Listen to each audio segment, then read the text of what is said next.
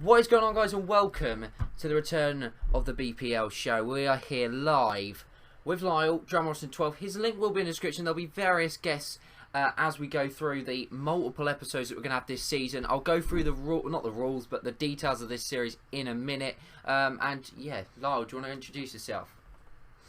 Hello everyone, I'm Lyle and I run the Ramos and 12 channel. Yeah. So yeah, as I say, his link will be in the description below. We are going to chat everything football, but mostly and importantly, the Premier League. We're going to be covering all the big transfer talk, rumours, news, whether we think that it's a legitimate transfer rumour or whether it's a load of shit, quite frankly. We're also going to be giving you our top 4 predictions currently at this precise moment in time. Now, thinking about it logically, it may change from this week to next week and the following week. We've started this up with around a month to go to the Premier League.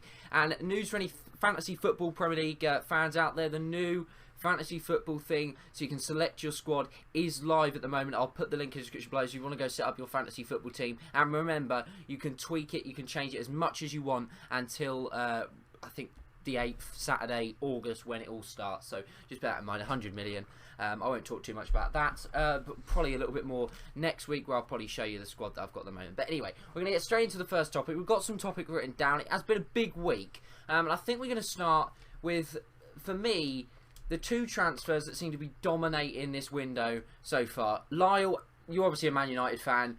Ramos, De Gea. What do you think? Do you think both of them are going to go ahead? Do you think one relies on the other? Do you think one's going to go ahead? Do you think neither of them are going to go ahead? What is your thoughts on it? I think if David De Gea moves to Real Madrid, then it kind of sparks Sergio Ramos to move to Manchester United, but then I can also see David De Gea just moving to Manchester United, and then the Ramos thing was just to get David De Gea to sign for Real Madrid. But yeah, if all of this happens, and then Manchester United then might go ahead and sign Hugo Lloris, at this moment in time I do not think Sergio Ramos will come to Manchester United, no. But then David De Gea, yes. Hypothetical question. If Ramos goes to you and you give De Gea to Real Madrid, what club do you think has got the better deal? Real Madrid. Bearing in Real Madrid. I agree. The reason I say that is because De Gea is going to be going to Man United. He's got, what, is it a year left on his contract? I think it is, isn't it? Yeah, it's a year, because if there's talk about United possibly playing out his contract, so to speak, so that he leaves for free next year, which I don't necessarily think would be a great move by United, although he's such a good keeper. You could argue that if you played him out this season, you used him for this season, you could then find a whole year to find another replacement, to then, boom, get the replacement in and leave De Gea. I think the fact is De Gea will either leave this summer or next summer. I can't see him having a future at the club. It's not one of these transfer rumours where the agent's just saying it so that Man United offer him a big contract. It's not one of them. De Gea will leave Man United. It is a case of when. For me, the Ramos, I can't see it happening. I just cannot see Sergio Ramos, who is Real Madrid through and through, leaving Manchester United. And I have to agree with you, if Ramos went to United and De Gea went to Real Madrid, due to the fee that Man United would have to pay as well, because they'd have to pay a lot more for Ramos than Real Madrid would have to pay for De Gea, I would say, personally, Real Madrid would get the better deal. And to be honest with you, I don't think the Ramos deal will happen, although it wouldn't surprise me. I do, however, think that the De Gea deal will go through. I just think it will be quite a late one to go through. I'm surprised, to be fair, it hasn't gone through now. However, I can see it probably going through. I'm imagining probably about a week before the Premier League starts. You know, the Man United fans starting to get their head. You know what, De Gea's going to start the season. This is great, and then he's going to go like with a week to go, which would be fantastic. But you've got to think in your head that as a Man United fan, surely if De Gea is likely to leave, Man United will know that the hierarchy of Man United will know if they're going to let De Gea go this summer or not. Surely they at the moment are looking for a replacement. I've heard Begovic, I've heard Lloris. Personally, I can't see Lloris leaving Tottenham. I can see you getting Begovic because I can as well. Who would you personally like as a Man United fan? Hugo Lloris, but that's just going on. I've seen him play, and I've seen how good he is. I've seen how good Begovic is as well. But going off of the same nationality Cillessen is to Van Gaal, I see the Cillessen one going through, to be honest. And do you think Victor Valdes is good enough to be number one this season? If worse came to worse. No. Well, if worse came to worse, then maybe. But no. No. So I think the conclusion is, both of us kind of agree. De Gea, we expect to go to Real Madrid this season, and Ramos will stay at the Bernabeu as well. Any thoughts you guys have got throughout these this? I don't even know what you call it. Would you call it a podcast? I suppose you kind of would. Leave it down in the comments just below with any thoughts on that. And sticking with Man United and transfers, one signing this summer so far, you may, unless there's been something else confirmed, I don't think there has. I think it is literally one signing at the moment, and that is Depay. Obviously we've got that left back. The fee's been agreed there. We're obviously recording this Thursday night. Yeah. That could have gone through by Friday when you're watching this video. It looks as if that deal's likely. It's a bit of a shocker, really. I hadn't heard much about it. It kind of came out of the blue. Do you think it's a good signing or not? What that bloke? Yeah. That guy, I've never heard of him before. So for the 12 million that we're paying for him, I don't know. I've seen him. He plays for International in Italy, so he can't really be that bad. He can't be worse than the signings United have made in the past. But I just think it's a bizarre move, really. I really do. I think is he left back or right back? He's right back. I think he's right back. Yeah, Raphael's replacement. I look at the fact of 12 million for Darmain, or whatever his name is. You then have 12 million for Klein. Now, Liverpool's transfer business we'll talk about in a minute, but surely Man United versus Liverpool, transfer versus transfer, United are always going to win. Why not go for Klein, who is English, number one, which is always good in the Premier League. You need that certain amount of homegrown players in your squad, so he's obviously going to count as a homegrown player. And the fact that he's been in the Premier League now, he knows how to play in it. He had a fantastic season last season at Southampton. He's very good going forward. He's a very good defender as well. Whether he's a Van Gaal player, who knows? But you never really know who is a Van Gaal player because, I mean, he changes like the wind.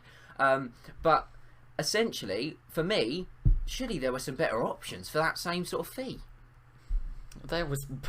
Anybody's probably a better option for that same fee, and for letting Nathaniel Klein go to anyone but Manchester United is beyond me. He should have. He was one of our key signings. He's one of any of the top four's key signings, and we let them go to Liverpool. Liverpool aren't of even all in the places. Exactly. That's the thing. They're not even in the top four. Nathaniel Klein, for me, he's good. He is a good signing. It'll be interesting to see how he does against Liverpool, for Liverpool rather. As I say, we'll talk about Liverpool's transfer business in a minute. I wanted to touch on. Did we touch on the Depay? No. No, I don't think we did.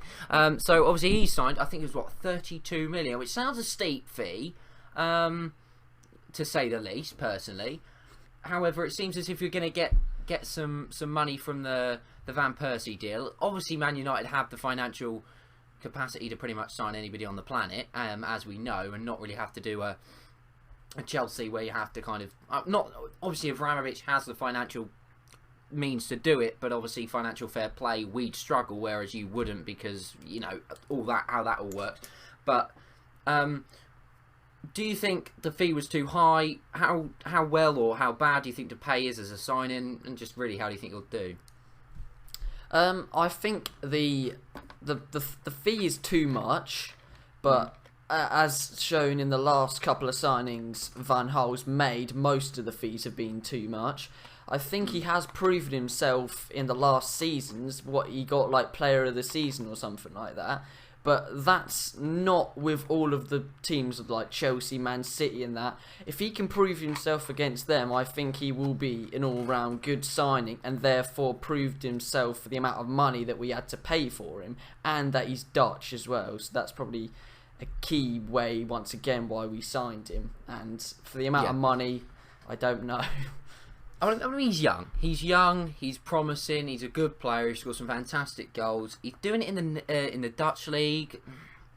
You know, to be fair to the Dutch league, Look at Southampton last season, signed a lot of players from the Dutch league, and they actually turned out to play very well in the Premier League in the first season. Van Gaal, you assume, will be hoping, obviously, the same for Depay. We won't talk too much about Depay. I keep calling him Depay, whatever the hell his name is. Hopefully, as a Chelsea fan, I don't particularly want to see him do particularly well against us. I personally think it's not a bad signing for United. I do have to agree, though. I do think the fee is a tad just too high. We will move on to... I want to say it's a shock. I want to say it's a shock signing, but to be honest, it's really not. And I have to say, De Gea's leaving Real Madrid. Did Man United Did Man United miss a trick by not signing Petr Cech? Being so, he was able and obviously allowed to move to a Premier League rival. We obviously let him go to Arsenal. Obviously, I don't hold it against Cech. I don't particularly hold it against the club. He wanted to stay in London, England. Do you think United missed a trick there with Cech? Yeah. It's an he's one of the best goalkeepers in the league and still is. And Even once world, again, you could we even let him say go that. to a rival club. Yeah. And for the amount of money, it's a brilliant fee to pay for a goalkeeper with that much experience and talent that Cech brings to the table. Yeah, I mean, there's a lot of talk that Cech is the single-handed signing that is going to make Arsenal title favourites. Some Arsenal fans I'm hearing on Twitter are calling Arsenal title favourites now with Cech, but I beg to differ, because I have to say, no matter what goalkeeper you have in goal, if the defence isn't up to scratch, it doesn't really matter what goalkeeper you have. Understandably, De Gea proved what worth a goalkeeper can do for a side who don't have a good defence, to be fair, last season with Man United, but ultimately it didn't win the league. I think it's all very well with teams signing strikers, signing midfielders, signing all this, but it always seems the same with Arsenal. They sign a couple of good players. You know, they've done Sanchez last year, this year with Cech, but they always are missing two players. You just feel they're missing, for example, a central defensive midfielder, a striker, and you'd probably argue a centre-back. I know that's free, but if you got two of them, they'd really be title rivals. Why is Arsene Wenger not spending the money? He has clearly got it. Why is he not just going out there, buying somebody like, I don't know, Hummels as first person that came in? There's loads of people out there that could come in, do a job. I understand that Coquelin played very, very well at central defensive midfielder, but they need another guy there if they want to push for the Premier League. So two questions. My questions are, why is Wenger not spending? There's free. Do you think he will spend? If so, who? And do you realistically see Arsenal winning the Premier League this season? There's a kind of like three questions there. I cannot see Arsenal winning the Premier League. That just goes down to, I don't really think they have the defence to win the league. And then I don't know. The Czech deal was pretty good with the amount of money, but I don't know if they can attract the players that they need to win them the league. I do see what you mean. Yeah. The thing I know what Arsenal fans are going to be saying. They're going to be saying Koscielny, Mertesacker, they're two great centre backs. Koscielny's injury prone. He has injuries. You're going to struggle to get him through a whole season. Mertesacker, obviously they've signed that Gabriel or Gabriel or whatever his name is.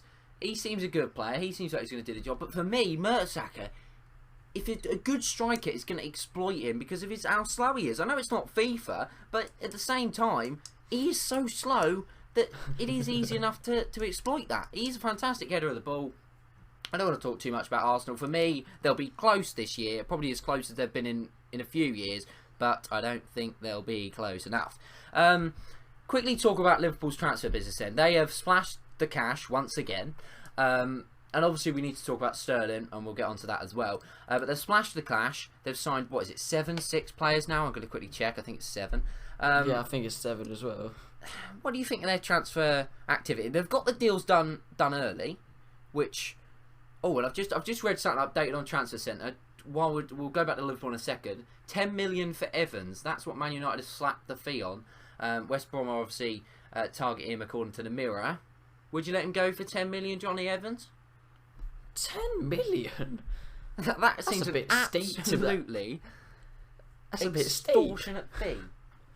I was more thinking about 4 or 5 million. Price tag. Not necessarily think they'll get that.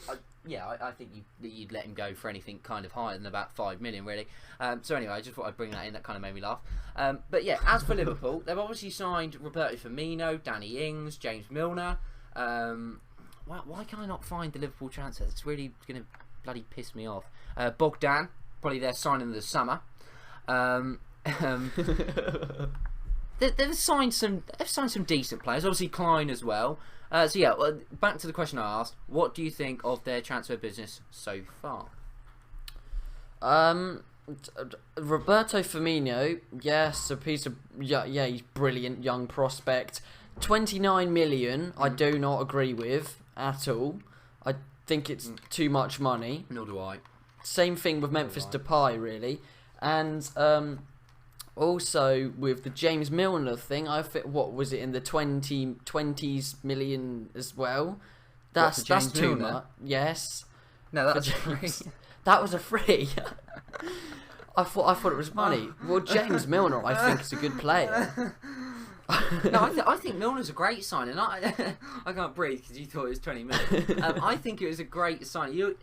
That is one of the most embarrassing things you're ever going to say, and I'm not editing that out. So you know, I'm gonna go through it all. Bogdan, backup keeper, it's not a bad signing. Nathaniel Klein, for the fee that they paid, isn't a bad signing at all. In my opinion, it's a very good signing.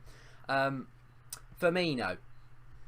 It is one of those where you just do not know. It's 50-50. Will he do well? Will he not? He could do a Sanchez. I don't necessarily think he will, but he seems as if he's got the capability. My only fear is kind of surely Coutinho and Firmino are going to kind of want to play in the same position. And I know I've got a Liverpool fan, you know obviously who Callum is, and he seems to think that Coutinho and Firmino can play in the same side in that cam position. It's not FIFA. We all know if you're going to have a number 10, there's only going to be one. You can't have two. So whether one of them will play on the wing, whether Coutinho, or what sort of formation Rodgers is going to play is going to be interesting as well, because obviously he played the 3 at the back formation. With the signing of Klein, I doubt that will happen. I think probably the best thing that Liverpool have done this summer is getting rid of Glenn Johnson, to be honest with you. I think that's probably one of the best bloody things they've done, because he is shit. So I think Firmino was a good signing. I just think it was overpriced. I really do.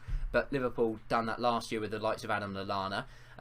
Ings, another good signing, but I'm still looking at Liverpool strike force, and I'm thinking to myself, Daniel Sturridge, injury prone. You're not going to get the whole season out of him. He's injured at the start of the season as it is. No one has a clue when he's going to come back, so he's going to miss the first few games, you have to assume. Ricky Lambert looks as if he's out the door. Balotelli is a liability. You cannot rely on him to get you top 4. Barini looks like he's out the door. This Origi, or whatever the hell his name is, never played in the Premier League before, had a good World Cup. Don't think he had a great season for Lille. I think he had a kind of okay season, so he's a little bit unknown. I can't see where the goals are coming from again. If they're going to leave their number 1 striker up to Danny Ings, they're going to be in the relegation zone. If really, because I don't know. I think Ings is a good signing. Don't get me wrong, but is he Champions League quality? Can he bag you 20, 30 goals and get you through the group stage of the Champions League? I don't think he can. Not at a big club. At a Burnley, he can. He's the main man. He's the centre of everything. Liverpool, I don't know. Some good signings, a mixed bag. I honestly cannot see Liverpool being title contenders this year. They may scrape top 4. At the moment, I don't see them scraping top 4. Keeping on Liverpool, Sterling, 50 million is 50 for me. Million. I cannot understand that. That is almost as bizarre as the Dabaloo is 50 million.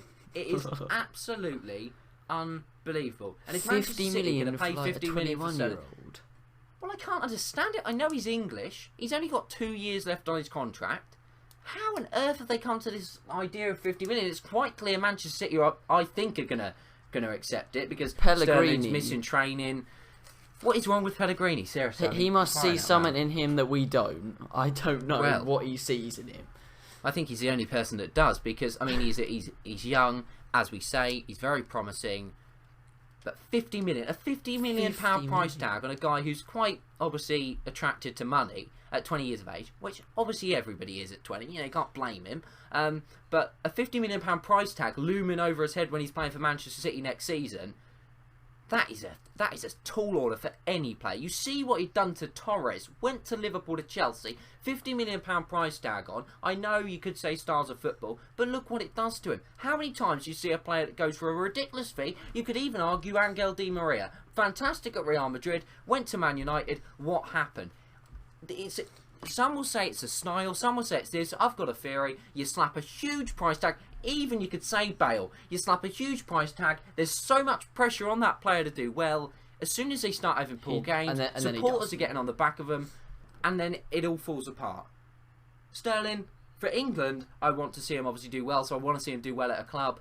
50 million is absolutely bizarre. I cannot understand where they've plucked this fee out, and if Manchester City do it, then Jesus Christ, they must be mental. They are. But personally, I do think it still will go through. Do you think it still will go through? Yes. For around that money as well. Yeah, but again, I think it'll be one of those deals that bloody takes up and doesn't go probably through until the end of pretty much the start of the season. It's annoying me as well how it's just been going on for ages, and it's just like it was like City might lower it from like 5 million to like 50, and then no, it's just hogging all of the news, and it's never ending. Yes, exactly. It is boring me to tears. Sterling, would you just leave? I'm bored of it. Moving on. The champions. I'm going to say that again. The champions of England, Chelsea. You have to accept the fact I'm going to say that quite a lot. We haven't been champions for a few years. We've done very little in the transfer window so far, which you could say we won the Premier League by a long, long way. So we don't necessarily need to, but the sides around are kind of improving, although you can argue City haven't really improved. Obviously, no. Is Sterling an improvement? I don't know. We've signed Falcao. You're a United fan. You saw him a lot last season. Obviously, I saw him a lot last season, just in general as a football fan. A good signing? Yes. You think it's a good signing? Yeah. Do you think he'll do better at Chelsea than he did at United? Yes, because Chelsea play a quicker tempoed football than Manchester United do, and they probably will get a lot more balls in the box, and Falcao feeds off of that type of stuff. United were feeding the balls to Fellaini and then trying to play it to feet to Falcao, which he's not the greatest at. So I think it is a good signing, yeah. I mean, I don't think we've signed Atletico Madrid Falcao or Porto Falcao, although I do still see something in it. Now, for me, essentially, he has been signed as a replacement for Drogba. That's a phenomenal deal. That really is. For me, I'm happy with the Falcao deal. He's a big name. I think the training style that Van Gaal has, how it's very kind of, what's the word? Very, I've lost my words. What is the bloody word? Hard hitting. It's very kind of runny about. It's very active. It's a little bit more pushy than perhaps other formations. Maybe that didn't help with his injuries. I think he had a decent Copa America for Colombia. I think he'll do decent next season. I mean, I don't expect him to score 20, 30 goals, but as a third choice striker, he doesn't need to do that. I think it's a good signing personally. And I think, as for the replacement for Drogba, I think that is a good deal.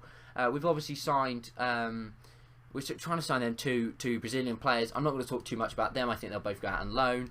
I'm not one that necessarily believes that we need to sign a centre-back now, possibly January. I mean, if there's one available now, yes, we're not going to get Varane. Let's be realistic, that's not going to happen. He will not leave Real Madrid. It would be a fantastic signing, but it's not going to happen. I'd love to see someone like John Stones come in. I think he's got potential. I think he's got quality. Yeah, I think bring him in now. Prospect. I think, give him the Kurt Zouma role. Obviously, Kurt Zuma's probably going to stay this season, so that could be challenging. But Kurt Zouma, John Stones, 2 years' time, seems a pretty decent partnership for me, personally. As for any other signings that we need, possibly a central defensive midfielder. I'd have loved Alex Song, but don't think that. Obviously, that's not going to happen. It looks as if he's gone to West Ham or he's closing in on that deal. So we're not going to get Alex Song, and he's homegrown. God knows how, but he's homegrown, which is just, I think that rule in itself is ridiculous. How you can be homegrown, like Mikel's homegrown, and obviously from Nigeria. I know it just confuses me, the whole homegrown rule. But so a CDM, I don't know. Off the top of my head, I can't think of one. There's many out there. We're not going to get Pogba. We're not going to sign anybody like that this season. the other players, I think we then need kind of a cam. I think we need a central attacking midfielder, someone to give Oscar competition. Now, I don't want to see Oscar leave. Isco has been linked the last couple of days. So long as we keep Oscar, I'd actually wouldn't mind that deal. And if we could get him for around 30 million, I think that'd be quite a good deal. Griezmann, again, is one that's just not going to happen. We need to forget about Griezmann. It isn't going to happen. I don't think he'll move to Chelsea. If he's going to move anywhere, it'll be a Real Madrid or a Barcelona. I just can't see that happening. Turan, I'm glad he didn't come to Chelsea. I don't rate him. I was not looking forward to that signing. Luckily, it hasn't come off. I think we'll sign someone. I think we'll probably sign a defensive midfielder. I think we'll sign a centre-back. Obviously, a goalkeeper we need to sign. Forgot about that. Begovic, for me. I think we need to get that deal wrapped up Begovic. Before United can come in and hijack it. But yeah, I don't want to talk too much about Chelsea. If you want to see my thoughts on the whole Chelsea transfer thing, then go to my Mr. Chelsea Cam channel. I'll be doing a video of what I think we need and who I think we should get. So that's finished with the Chelsea thing. Any other transfers that you'd want to talk about that you can think of off the top of your head that have been going through this week? Wasn't it something like Paul Pogba to City or Barcelona? It was like 70 million. Yeah, well, reports was that the deal was like pretty much done with Barcelona. Barcelona then said, no, there's no deal, we don't want the deal. Then City wanted it, they were about to bid. Now City have called their interest. I don't think Pogba will leave this summer. I think he'll leave next summer. He doesn't need to leave. No, I don't think he needs to leave. The Turan deal for Barcelona, I think, it's an okay one. He can't play till January. I think that rule in itself is pathetic. So if I start talking about that, would be all day. But the Italian sides, the Milan sides especially, Inter Milan, AC Milan, they are strengthening very, very nicely. If Juventus lose players like Vidal, they've lost Pirlo. I know it's unlikely, but if they lose Pogba, the Serie A could be a fantastic league to watch next year.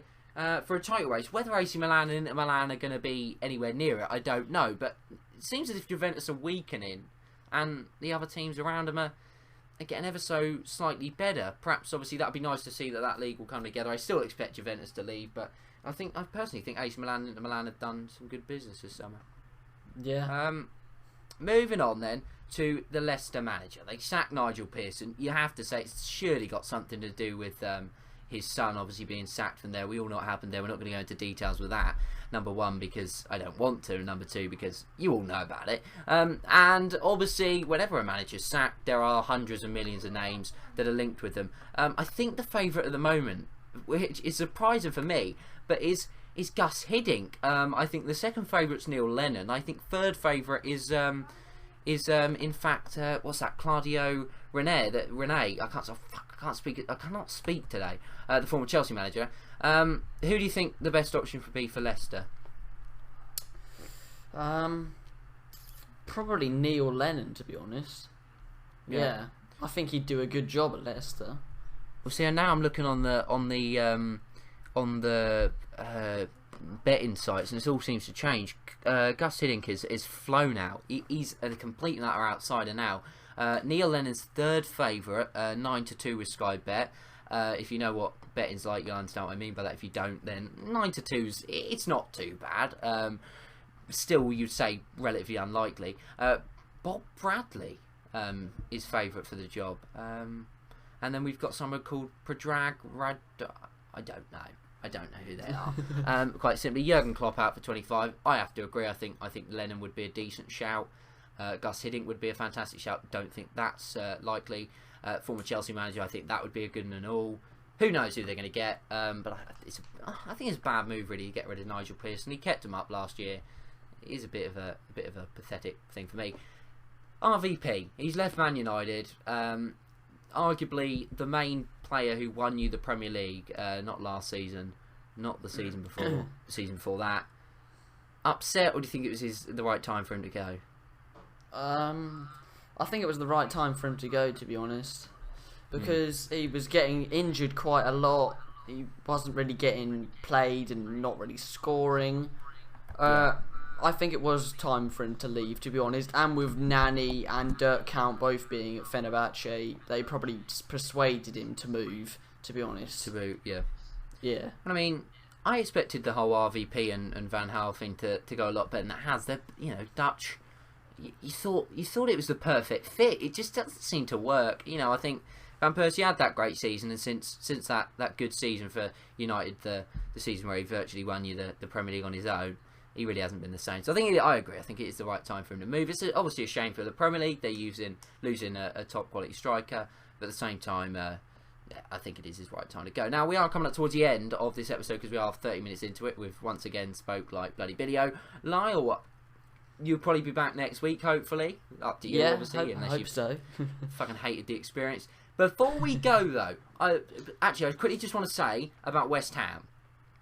Christ alive, are they making some good signings? That Payet deal, or Payet, that is amazing. That is a phenomenal deal. And Ogbonna, I've heard him linked. I've heard they've had something rejected for Carlos Vela, the former Arsenal forward. My God. They are being linked with some top players. Obviously, they're moving to the Olympic Stadium. It wouldn't surprise me if they were pushing for Europa League positions, pushing Tottenham this season. Obviously, with their new manager as well. Be interesting to see. But obviously, they've got the European competition that might hinder their chances in the league. But they're making some good signings. Relegation predictions and top four predictions, we'll do them at the end of every episode up until the start of the season. Until we do the one before the start of the season where we'll do the whole table. At this current precise moment in time, if the Premier League was to start tomorrow, the teams as they are, who do you think would win the league, come second, third, fourth, and then who do you reckon would get relegated? First position, Chelsea. Second, if they sign Sterling, I'm going to say that they're probably going to get relegated, but second, still probably Man City. Third, United. Fourth, Arsenal. I'm still struggling on the United and Arsenal, whether you could flip those two. I'm not sure. Right, so that's your top four. My top four, as a Chelsea fan, I'm still relatively confident. I'm not confident, but I think we'll win the league. Second favourite, second at the moment for me, I think it's going to be Arsenal. I don't know why. I just think they're going to have a good season, and it will probably change next week. Third for me is Man City, and I think United fourth. Depending on who they sign. If they sign a couple more players, you never know. They could get third or second, but for me at the moment, fourth for them. And obviously then Liverpool, Tottenham, and the others missing out on top four. Relegation-wise, 3 to go down at the current precise moment in time, squads that they've got. I'm going to go... I'm not going to give an order because I'm not quite sure as of yet. I'm going to say Norwich... I don't want them to go down because, local, but I'm going to say Norwich, Sunderland I think will go down, and Watford. I agree with two of them. I disagree with one. I'm not going to let myself say Norwich. They need to sign more signings for me to be comfortable. Well, not comfortable because I don't think they will necessarily be comfortable. Alex Neil, he is a top manager. I think he'll do okay for him. So for me, Norwich stay up. Sunderland I agree with, Watford I agree with, and I have a terrible feeling for Leicester City. I don't know why, I just have this bad feeling about it. I feel like they're going to get the manager in. Will it work? Will it not? So for me, Leicester go down. I think Bournemouth. Have signed some good players. Obviously, they've signed a lot of players, which means they're going to have to take time to settle in. So I could see them going down. I don't know. I could see Norwich going down. I just don't want to say it.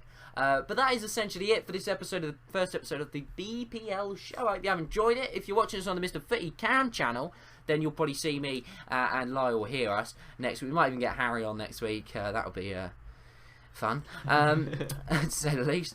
As I say, next week it'll be on here on the Mr. Footy Cam channel at 7 PM, and then replays will be on the Mr. Footy Cam channel at 12 PM the following day on Saturday. So thanks, Lyle, for coming on. Thank you for having me, Cam. It's been fun. You are very welcome. We've chatted over the exceeded time of 30 minutes, but you know what? That's what we like to do. Give you all thoughts on all the topics that we've said today. We're less than a month away from the best league in the world kick-starting. Chelsea heading to champions, Norwich City, Bournemouth and Watford all back in the Premier League, or should I say Bournemouth in the Premier League for the first time. Who will win the Premier League? Thanks for watching. Chelsea are the champions. Will they regain the title?